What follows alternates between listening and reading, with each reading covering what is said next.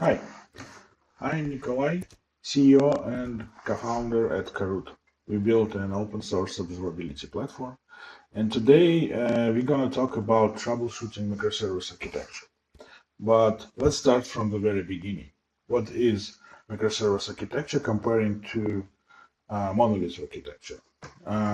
When you deal with monolith architecture, you have a single unified application.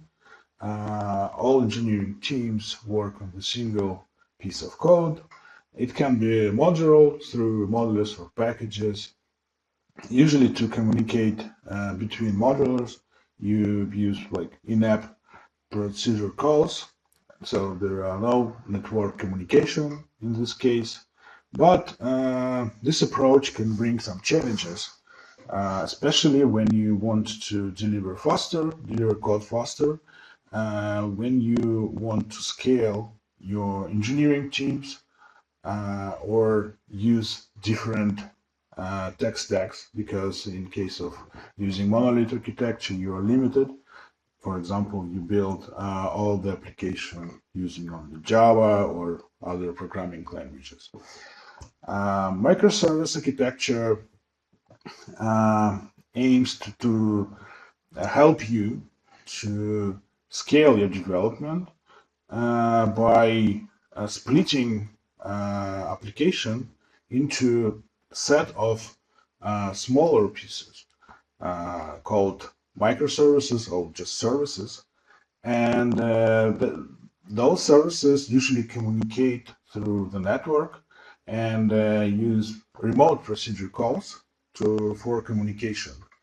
And but this approach allows you uh, to split development into, for example, one team can work on some subset of services, and it will not uh, communicate with other teams for some conflicts and so on. But in real life, if you're talking about production environments, microservice architecture can bring significant challenges to operation team. For example, in this case, here we can see the service map, and we see that the complexity of this application is ridiculously high, because we should understand how each component communicate with each other, and it's pretty challenging to troubleshoot such systems. And from my perspective, microservice architecture usually shift complexity from development process to production environments, where you have a lot of components, they communicate with each other, and it's really hard to find the root cause. Usually, when I talk to guys who run microservice architecture, they can say we have a lot of different programming languages in our production environment. We use many different databases, because each team can choose the most suitable database for their tasks, and it's okay to have dozens of different databases in production at the same time. Like we have Postgres, Cassandra, MySQL within one cluster, and having small services allows you to deploy each service many times during the day, and it brings some additional complexity into your production environment. And also, when services communicate through the network, you can face a lot of network-related issues, such as network latency, some packet loss, and even DNS-related problems. And the troubleshooting in this case can be pretty challenging. Let's talk about troubleshooting.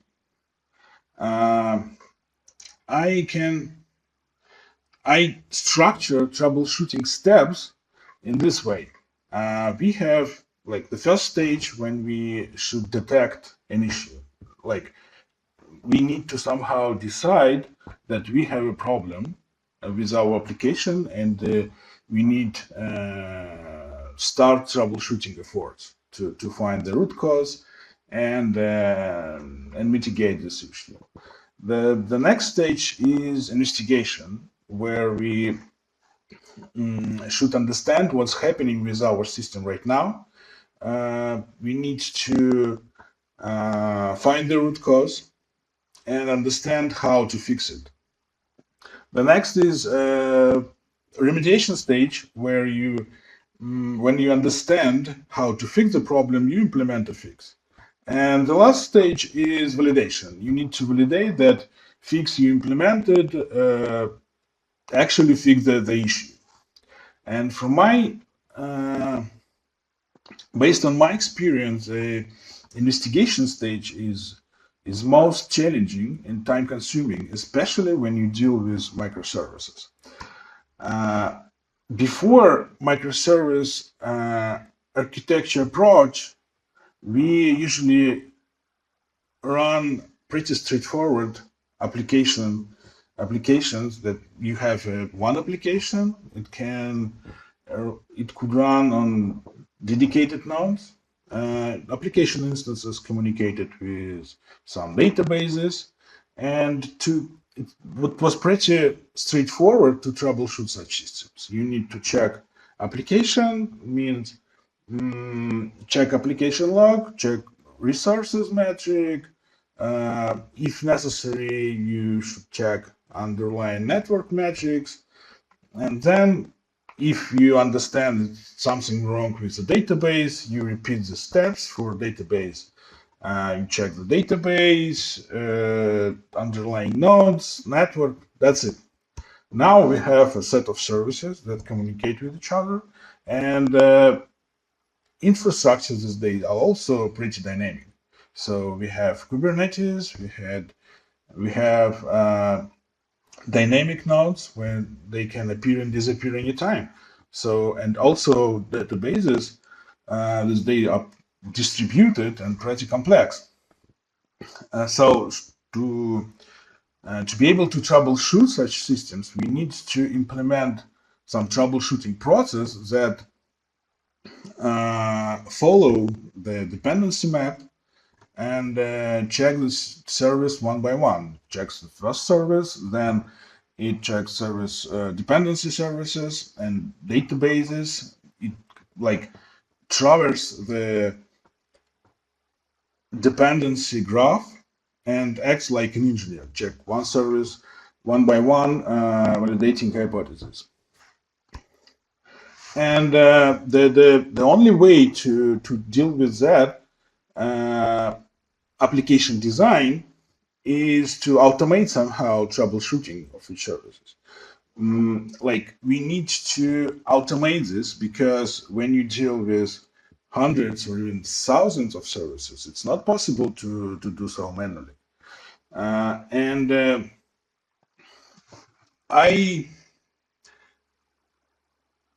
I would break this this process and this problem into small pieces. Like the first step is to be able to understand what's happening with each particular service. Let's focus on this problem, and then we can somehow build a model of system and understand dependency connections between components, and traverse the graph using approach we can apply for each particular service independently. So let's talk about what we can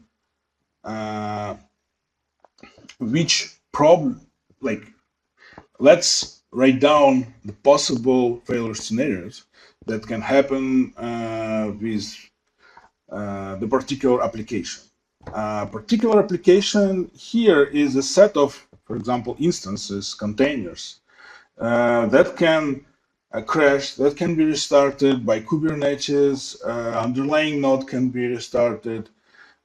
We can have CPU-related issues, not only when the node is overloaded, but also if we set some CPU limit for an application, it can hit the limit and the Linux kernel will throttle it or limit in CPU time, and it will uh, increase application latency.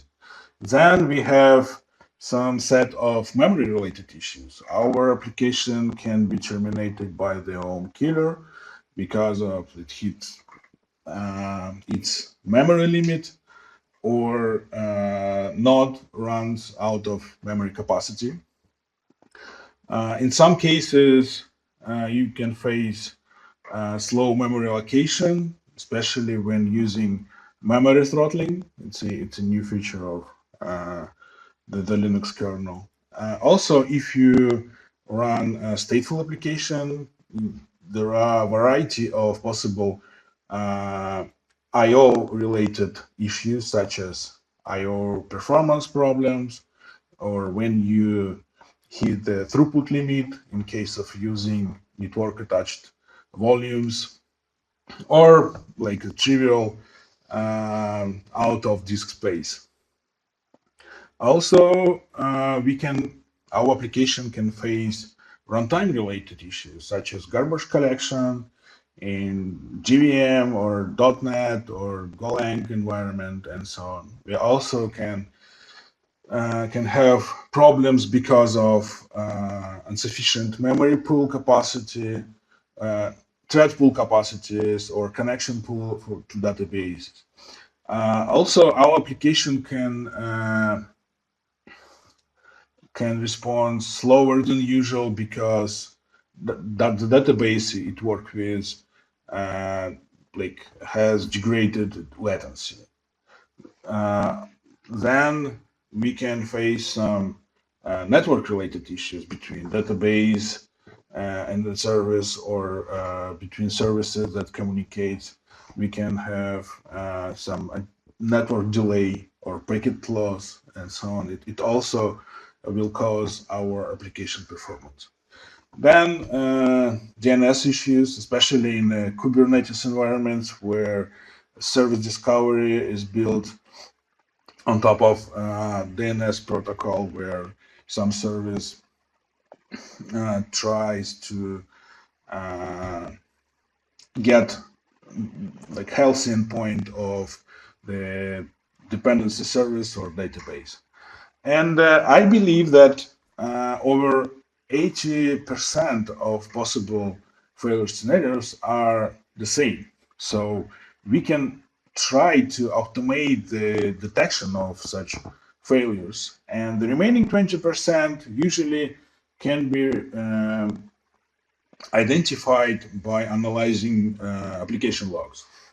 That's it. So we need to somehow collect metrics or other telemetry signals to be able to automatically detect each of those scenarios. And the key here is write telemetry data. When I say write telemetry data I mean metrics that can answer questions. For example, typically when we look at metrics collected by, for example, Cadvisor or Node Exporter, and we want to find metrics that can show that we have a network delay in our network. So, but instead we have metrics reflecting the number of packets sent or received through the network adapter. It's wrong metrics. The right metrics is latency between two particular containers. And if we have such telling metrics, we can easily automate detection of the particular net failure scenarios. For example, if we want to detect CPU related issues, we need right metrics And write metrics here is, for example, CPU delay. How long exactly the container was waiting for CPU time. For example, if our node is overloaded or the container has been throttled, we can declare that this particular latency spike was caused by insufficient CPU time. But typically in existing Prometheus exporters, for example, provide us with load average or CPU usage. We cannot say something different using CPU usage or load average. It's pointless. And also, to be able to analyze logs automatically, we need to convert them into metrics, because you cannot analyze the set of particular events. You need to somehow to convert it into a signal time series to be able to set some threshold or compare the number of errors with some events, some errors in logs. And without having right telemetry data, it's pointless to apply modern AI approaches to work on top of this. For example, we cannot detect network issues applying AI to CPU usage metric. It will tell us nothing. The next most important thing here is that we need to cover 100% of our system, because if you, for example, instrument only 3 most critical components of your system, the problem can be between them in network, or the problem can be in some legacy or third-party services which are not instrumented, and it will produce some blind spots in your infrastructure. When we started work on Karoot, we was planning to rely on existing Prometheus exporter or even commercial services such as Datadog, and then we realized that there are a lot of missing telemetry signals that we need to precise analysis. And we decided to implement our own telemetry agent that runs on each node and gather a lot of metrics, logs, and traces concerning every application running on this node. And it's open source and distributed using Apache 2 open source license. It's based on the BPF. We tried to implement zero instrumentation approach when you don't need to change your application code. Our agent can track communication between your components without instrumenting them manually. It captures all requests between containers, and it can analyze many application level protocols such as HTTP, PostgreSQL, MySQL, and so on. It supports the most popular application protocols out of the box. It also measures network latency between components. It gathers a lot of metrics describing resource consumption or, for example, lack of CPU time. It also discovers and parses application logs right on the node. It can extract repeated patterns from logs, converting logs into metrics. It also gather application logs like raw events and send it over OpenTelemetry protocol and store it in ClickHouse. And Karoot itself, it's a platform that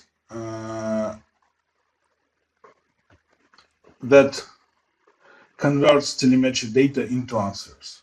It builds a model of each system using metrics, log, and traces gathered by Node agent. Under the hood, it works on top of ClickHouse and Prometheus. It's also open source. And the key difference is that it builds a model and it's application centric. It means you can see all the related telemetry data about any given application in one place. You can see all application instances, you can see dependency services of each application, you can see service level indicators for each services and so on. We will look at this a bit later. And since it uses eBPF, it allows you to instrument any environment within minutes, just because you don't need to change your code. You don't need to redeploy your applications. You just need to install the agent, the code itself, and that's it.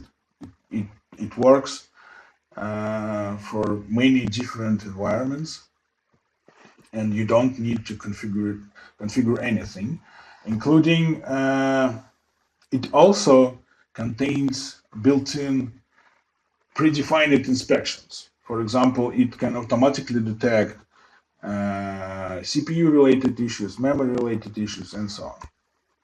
The first thing you will see when install Karoot is a service map. In this setup, we have a demo application. It's a bunch of services that communicate with each other. Karoot automatically detected the network service map. We know exactly how our applications communicate with each other. We can see latency between each component. We can see the number of requests, number of errors, latency between them, and so on. This is pretty useful because it is always actual. So you don't need to reconfigure anything. For example, if you deploy a new service, it will automatically appear here, and you will see all the communications and all inbound and outbound communication of such services. If you change something here in your infrastructure, you will see again actual service map.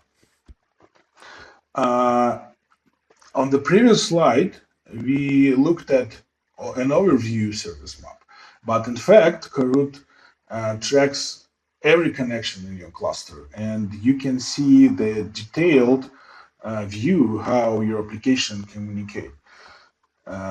Here we look at a database cluster which is managed by some Kubernetes operator, and we can see that service catalog communicate only with primary service and doesn't communicate with replicas. We can see that database instances communicate with K3s control plane for leader election.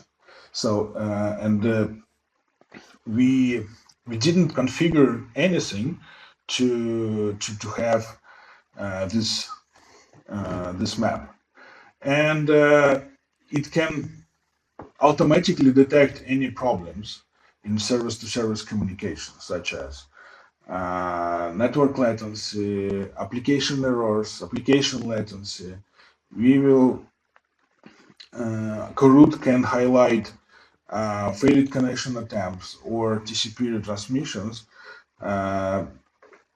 that can signify packet loss. Then it's not having a service map. It's important not because you want to understand how your application works. It is used also for automatic root cause analysis. Let's talk about the model itself. Model is a representation of your system. We have applications which are sets of containers. For example, a set of Kubernetes pods or a set of Docker containers or systemd services on bare metal or VMs. About each instance of each application, we understand and have a lot of telemetry data, such as We know the latency, application latency, we know the number of requests, we know resource consumption, CPU usage, memory usage, the number of I/O operations, and so on. We automatically will have metrics about .NET or Java runtimes, and we can see, for example, the garbage collection activity of any given application instance. The model also knows about relevant nodes. For example, when you look at the particular application, you can easily analyze metrics only for related nodes. For example, you have a cluster of 500 nodes, and you look at the application which has 3 instances on 3 nodes within this cluster. You will see only the relevant nodes. And having this allows us to check hypotheses, for example, that some of application instances have experienced a lack of CPU time because of high CPU usage on the related nodes.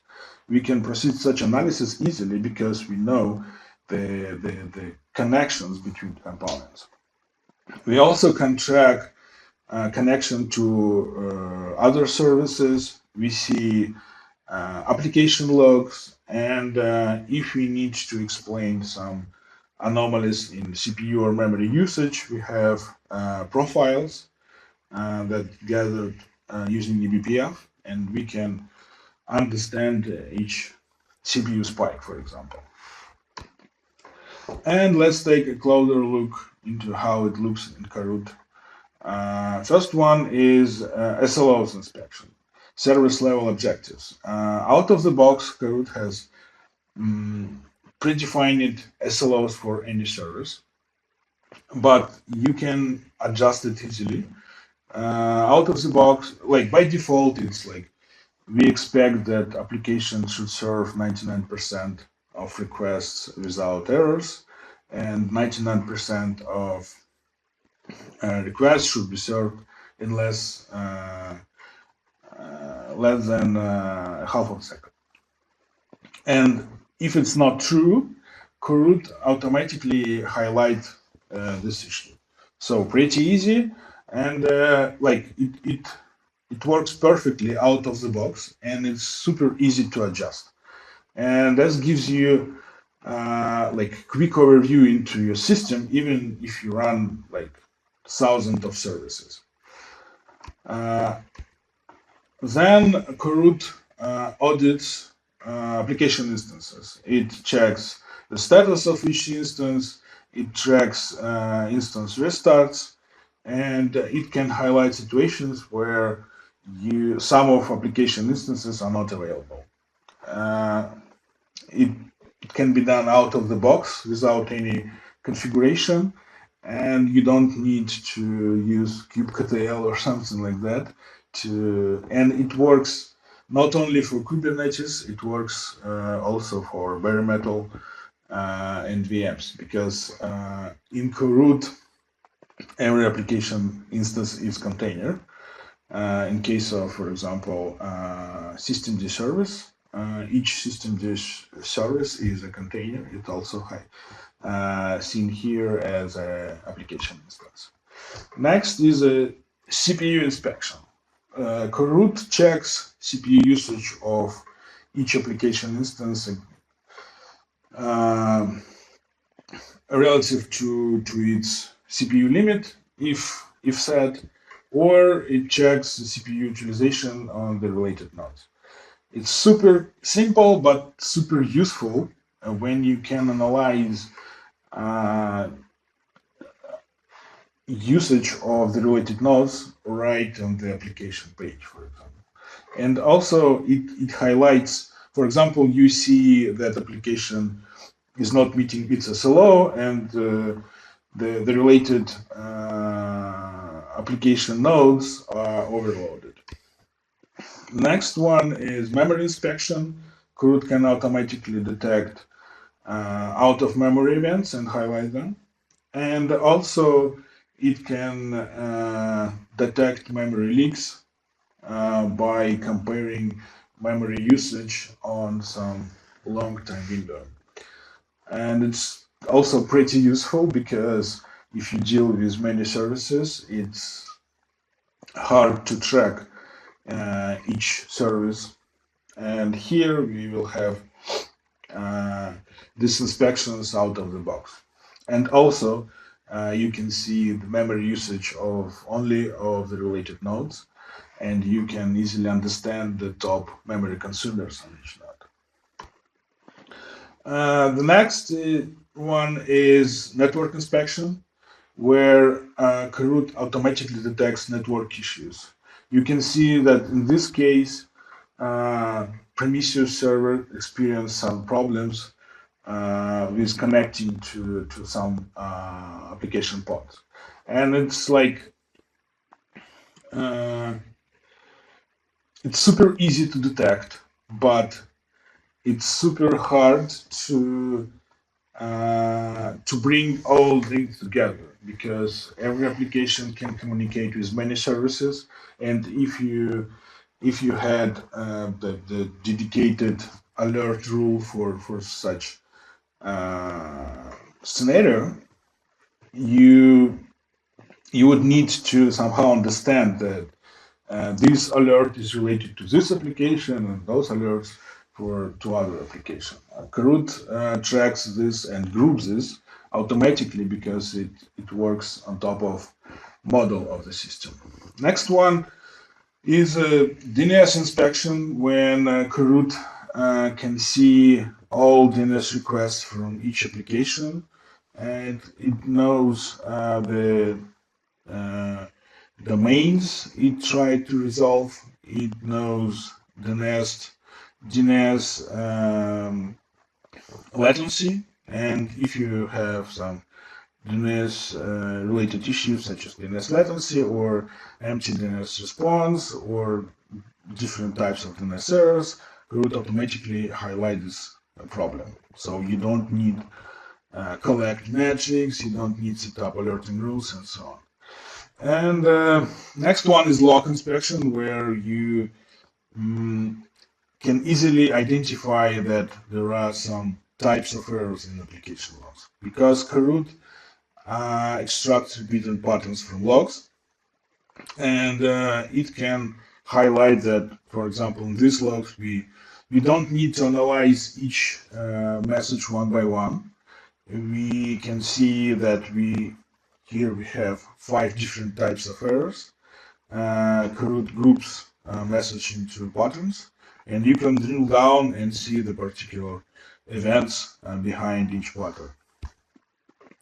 Also, Kahoot agents automatically gathers Java-related metrics such as garbage collection, save point time, and it can check that a save point like stops the world pauses, or like took significant amount of time and highlights. And you don't need to configure anything to do so. Then Kahoot can automatically checks every deployment, every rollout. It works now. Currently, it works only for Kubernetes, but in future we will add support for systemd services and so on. It is interesting because this feature doesn't require any integration with your CI/CD tools. It uses metrics. It compares container images, and it can detect that rollout happened right now. It detects scenarios where you have some stacked deployment rollout, and it also compares application versions between with the previous one, and in case of even slightest performance degradation, it will notify you, and also it compares resource consumption. For example, new version consumes like significantly more than the previous one, it will highlight such problems.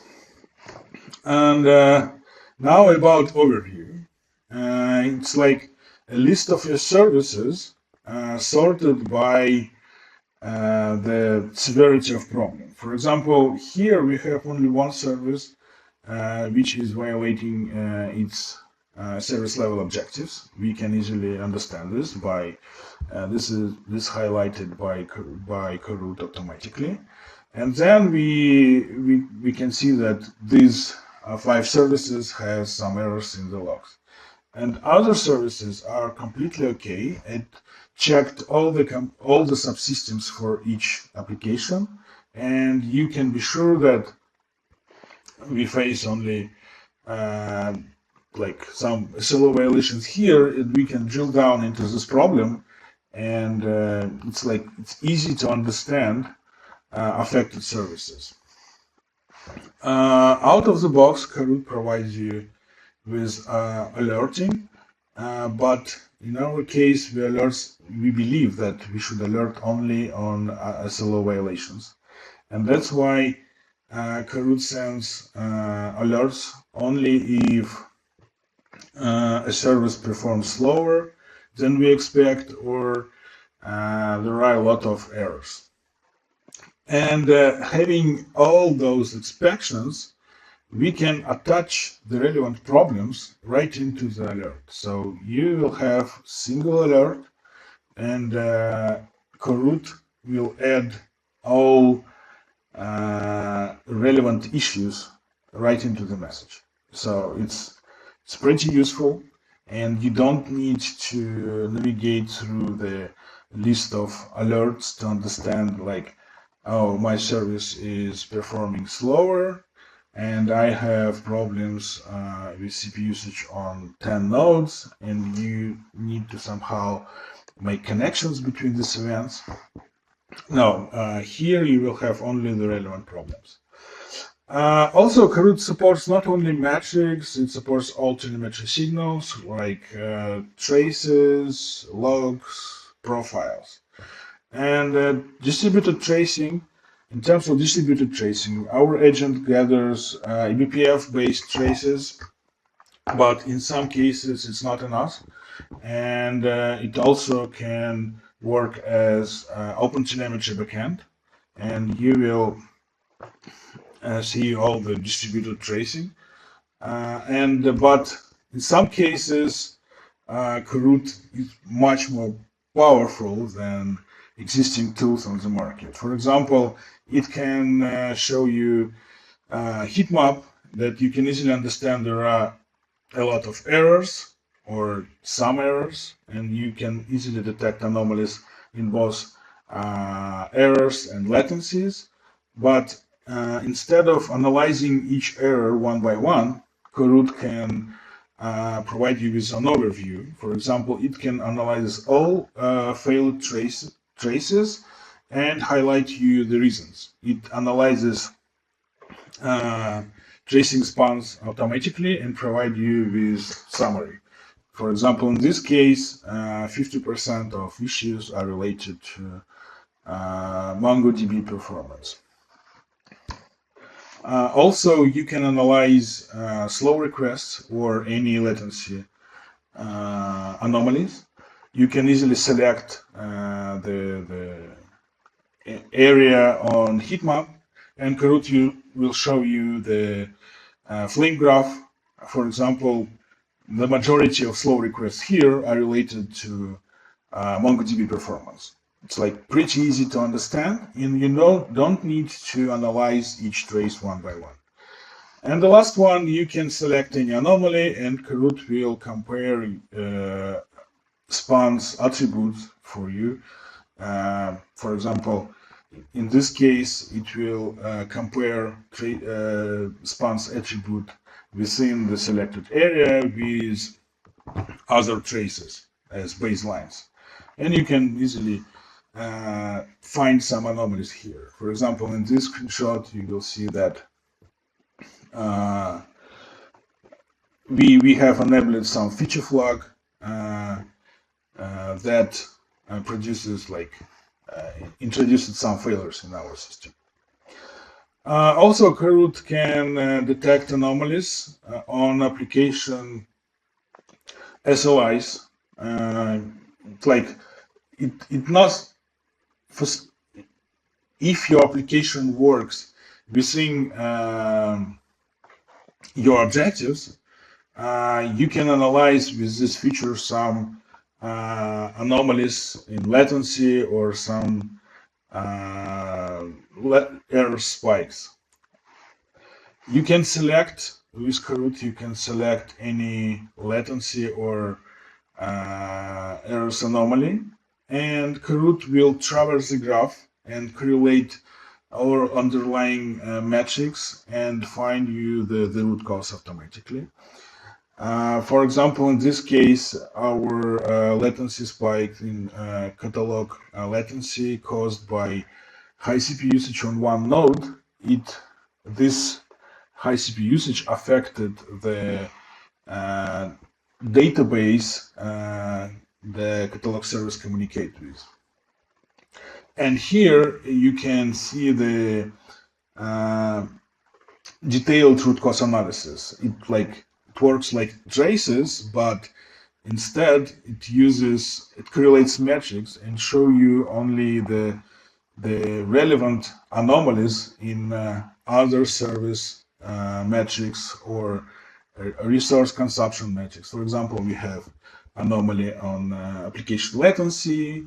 We can see that there is the same shape anomaly on the network latency, and also we can see that the relevant database experience a lack of CPU time with the same profile, and it's pretty useful because it highlights not only metrics but also logs, and to explain this error spike in service catalog errors, we can see the relevant error messages in its logs automatically. So that's it. Try Karoot is open source. We have two editions, community editions, which is free forever, and open source, and enterprise editions with automatic root cause analysis and other enterprise features such as single sign-on, role-based access control, and so on. That's it. If you have any questions, I would love to ask them. Thank you for having me.